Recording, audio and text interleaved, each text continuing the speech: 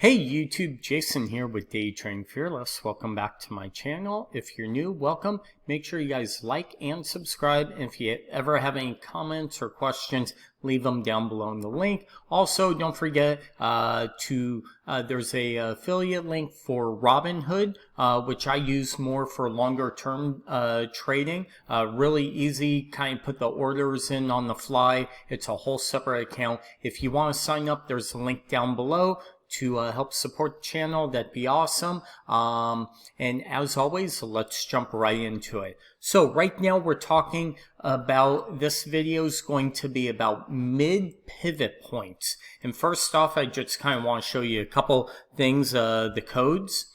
So this is the code, the regular pivot or regular mid pivot points. And then all I did was just kind of, and it's these right here. Okay, these are the mid pivot points. And then if you go into studies, left click edit studies, type in pivot, go to pivot points, apply. They're just the regular Thinkorswim pivot points. What these are just trader levels, right, for support and resistance, but the mids act really, really well. And again, these are the mids, right? So if you think about it, from here to here, halfway, the mid would be here. From here to here, okay, halfway would be here. And that's what the mid pivot points are. They actually give you the pivot points in between the mid 50% of the high and low of any two pivot points of the regular pivot point. So these are really good for trading stocks, anything like that, if you want to use them. So we'll kind of go over a couple descriptions. Look at this. So from here to here, okay, here's the regular pivot that are applied every day. The mid price comes down and we find buyers stepping in, okay?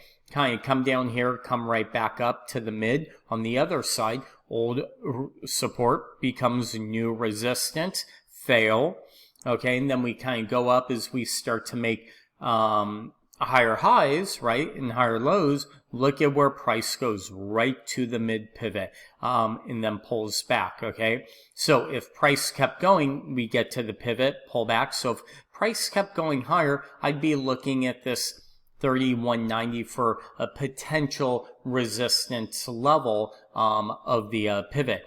Let's pull up a couple stocks, okay, and see how they work here.